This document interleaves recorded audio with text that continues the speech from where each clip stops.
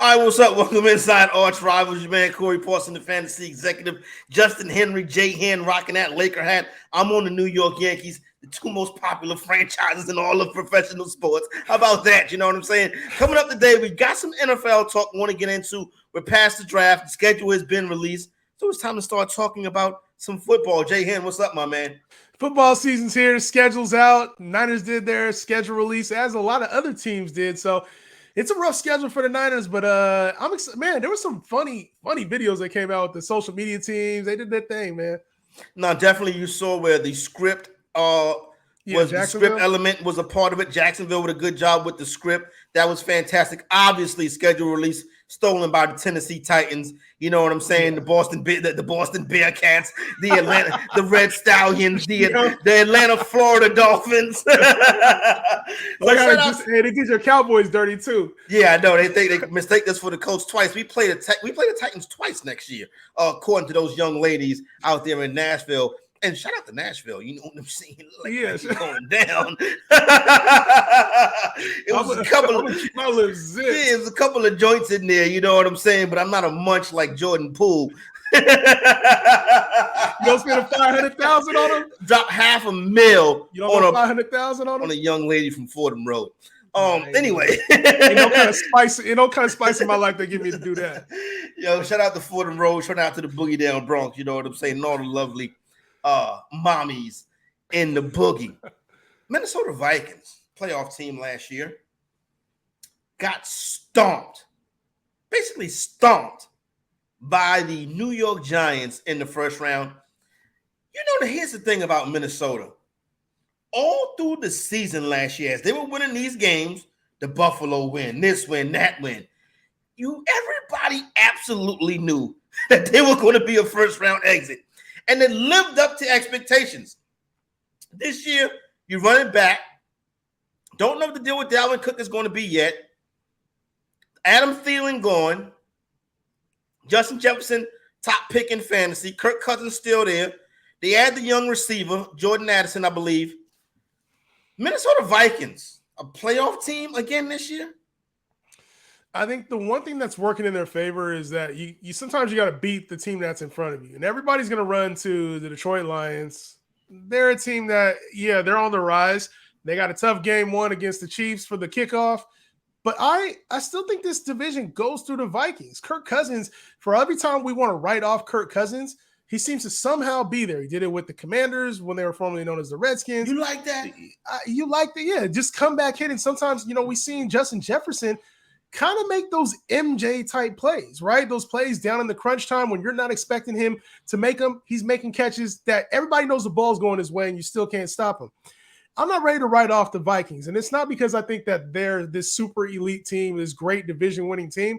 I just think the NFC North is kind of weak. Look at the Bears, the Packers. They both have their issues. And the Detroit Lions are probably the most formidable. I'm not ready to crown them as the champs yet. Yeah. I think the Minnesota Vikings are not a playoff team this year. I think positive regression.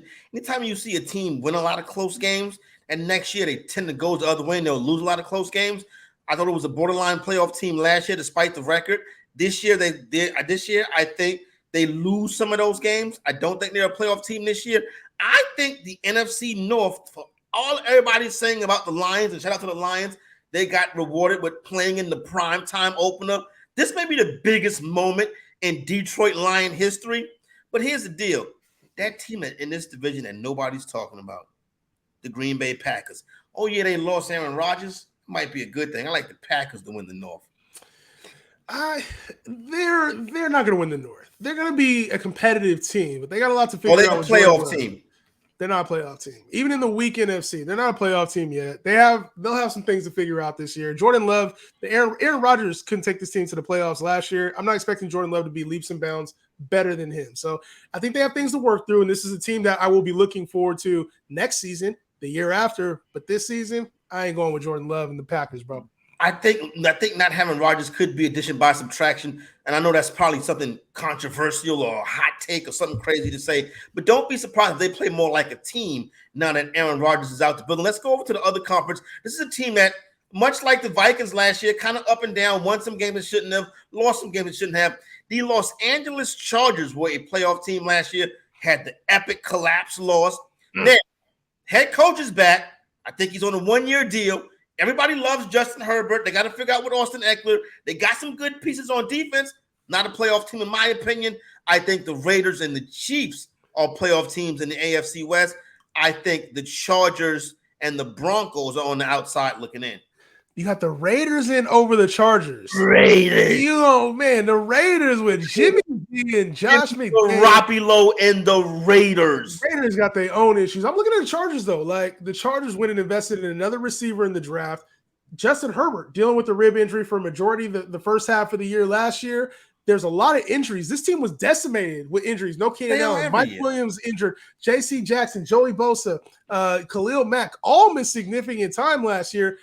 And this is a team that had 13 win expectations last year. People were talking about them as winning to take over the AFC West over the Chiefs. I don't think they get to that point, but I think we see the Chargers are for sure a playoff team, in my opinion. They're probably an 11-12 win team. Ooh. I think head coach with Mr. 4th and 5 back there as the head coach. Hey. That guy can't come. Bro, they blew the game in Jacksonville. They had a 50-point lead in the first half. That's why you go get a guy like Kellen Moore, somebody who can man the offense and not have to do head coach and OC duties. Oh, Kellen Moore.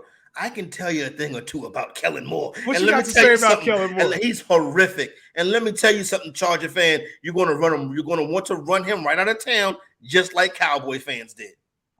I've always had questions about Brandon Staley. I've had questions about Herbert. But if you can get a guy in there whose sole purpose is to move the chains so they don't have situations like that, they can take that element out of Brandon Staley, who plays the game like a video game, give it to Kellen Moore, let him execute and use the weapons. The team is full of weapons. The Chargers are full of weapons, and that defense, if they're able to stay healthy, is going to be one of the better defenses in the AFC West. So I think that they're a playoff team for sure. I don't really see the Broncos and the Raiders. You said the Raiders? I said the Chiefs and the Raiders. The Broncos. Listen, the Broncos brought Sean Payton in the joint now, and Russell Wilson got to get his act together, or his ass is going to be looking for a job at Walmart with the rest of the Walton family. With that being said, I do think they improve. I think the Chargers are the bottom. I think the Chargers are a 7-win team. Nah. They're double-digit wins. You can't 7 wins. That would be the worst. I think that would be the worst they would have since Justin Herbert's been the quarterback there. You got like Justin Herbert as Joe Montana. Justin Herbert's the top. I would give him top 5-6 quarterback in the league right now. He can play, but can he win? I think in the regular season we haven't seen that issue with Justin Herbert. Playoffs, maybe you got a different thing there, but I think Kellen Moore settles this whole thing down. Let's come back to the East Coast, East Rutherford, New Jersey. All the talk this offseason has been about the New York Jets. New York Giants lock up Daniel Jones, lock up Dexter Lawrence. Still got trying to get something done with Saquon Barkley. He's playing on the tag. The Giants overachieved last year, got to the second round of the playoffs, and got their ass kicked by the Eagles. The Giants are still behind the Eagles and the Cowboys, but can the NFC East take 3 teams to the playoffs again this year? No.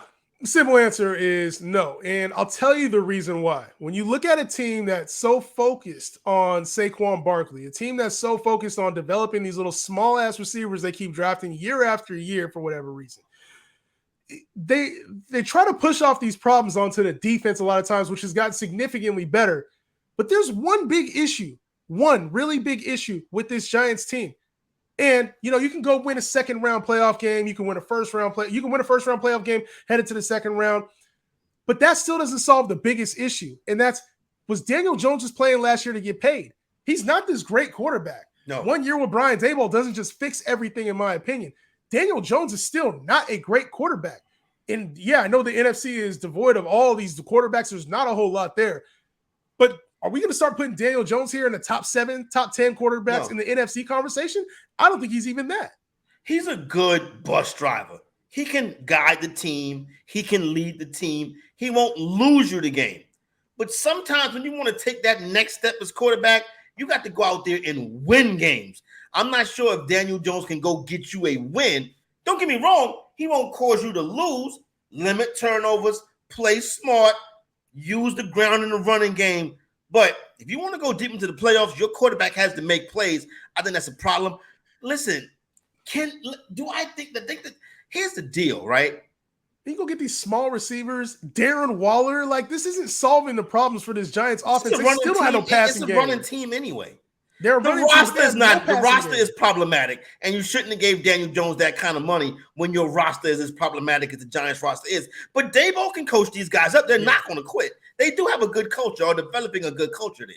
They are, but Dable's also developed Josh Allen to a 4,000-yard passer. Daniel Jones is never going to be that. Never. All right, so let's take this. Do you think the Philadelphia Eagles not only remain the top of the NFC East, but can remain the top of the NFC? I have worries about your two top coordinators leaving to go to other teams, particularly Shane Steichen going to the Colts. Is that offense going to be the same? Or are we going to see something different from Hurts? Is Hurts going to be exposed without his offensive coordinator? And I know I've given Hurts a hard time to the point where people have said that I don't like black quarterbacks. I don't know. Maybe I got to see a little bit more from Hurts, despite an MVP season. Hurts after last season, unless you know. Can he do it? I understand. I understand. I always Hurts this, Hurts that. I don't know. I feel like I'm coming down hard on Hurts, but you are. I want to see it again. You're going to see it again, and I think Hurts is the kind of quarterback that probably wants to prove it to you as he's probably like, hey, I want to be in that position that people don't believe me still. Like, I still want to be the underdog. Seems like he thrives in that role, you know what I mean? And he's like, hey, I'm going to take these men and lead them to a championship. They're the best team in the NFC still, and they retooled in the draft, getting Nolan Smith, Jalen Carter. It was an easy move for them. DeAndre Swift, obviously, we don't think too much of him, but he's another addition to this team. They added multiple players in free agency. It feels like they're going to run it back. The team that has the only opportunity to take over that division is your team. It's your team. It's not going to happen. Listen, Nolan Smith and Smith and Carter, the names are intriguing, but there's reasons why both those players dropped. So we're going to see how that ends up playing out. Backups, so they're going to be backups on that defensive line. That's true, too. You're right. That's true, too. They're going to fit right in. Yeah, they'll have a time to develop because that team is loaded. Now, that's a roster. Yeah. I just worry about the loss of coordinators, but I don't want to feel like I'm sleeping on Hurts of the Eagles because I got burnt doing that last year. Let's wrap it up with the Cincinnati Bengals or the Boston Bearcats. And the Boston Bobcats, excuse me.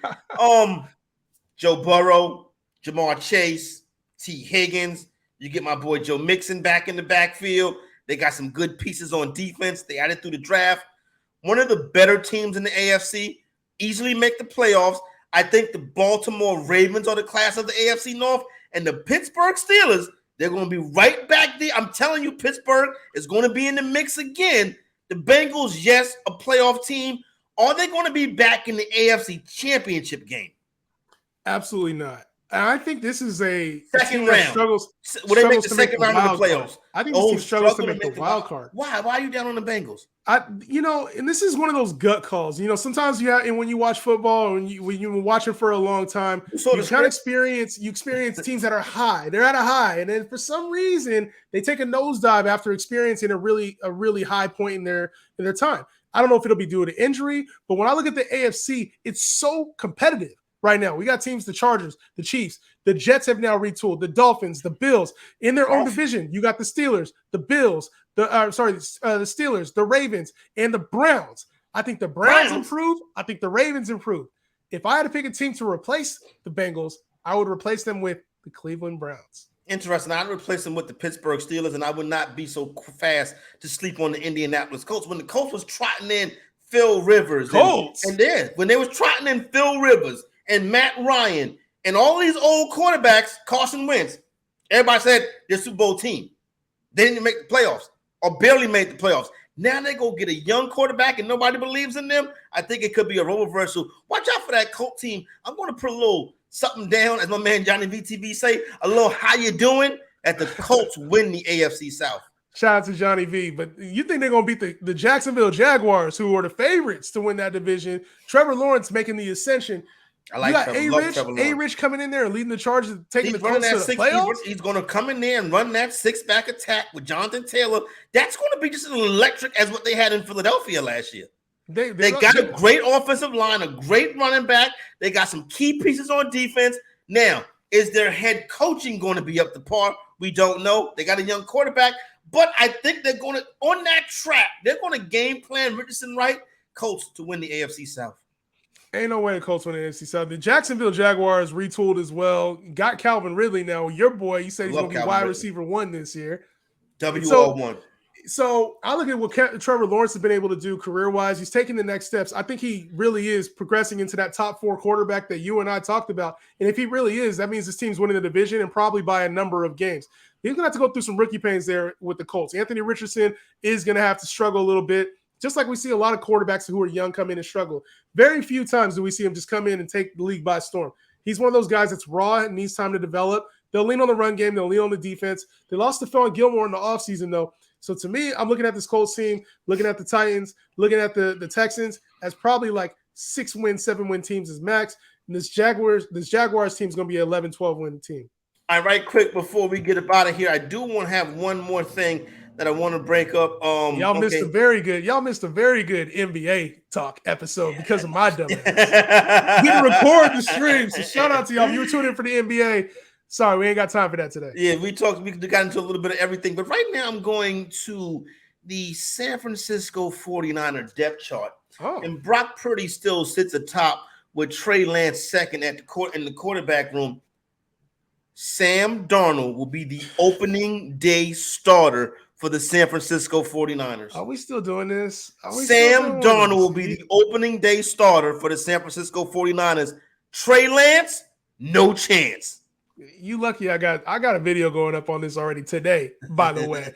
And Trey Lance, man, we're so quick to pass pass on these young guys and say they haven't played. They're done. Yeah. But Brock Purdy came in there. I would look at it through two lenses. If I'm the head coach of the 49ers and if I'm the GM of the 49ers, I have two very different approaches. If I'm the head coach of the 49ers, I want the most talent there. I want Trey Lance. I want the guy that can run, I can execute the offense with, get into all plays in my playbook if I need to, execute the offense at a high level, gives me the best chance to win a massive game. If I need to come back, if I need to get a big lead, whatever it is, give me Trey Lance. If I'm the GM, I'm worried about contracts. I'm worried about fans. I'm worried about perception. I'm worried about depth chart. I'm worried about a lot of other things besides just playing on the field. And so John Lynch is looking at Brock Purdy. If I was looking at him, I would do the exact same thing. If he doesn't play well at the early on, you got Trey Lance. Everybody's clapping for him. Because if you start Trey Lance too early, they're going to be booing the shit out of him. And then if Brock Purdy, if he does come in and play well, now you got Trey Lance on the bench. You got a trade piece if you need to by the deadline. Good things happen. So I think you got to look at it from two lenses. I would look at it through Shanahan's lens. So you're saying that so when they said that this year that people were asking about Trey Lance, ain't nobody seen Trey Lance. They were shopping him. No, nobody was asking about him. They were shopping him. No, sometimes there's, you see a good deal and you're like, oh, are they really going to go lower than that? And you go to the auction or you go out you bid, you see a price tag on something, you're like, can I get this for $10 less?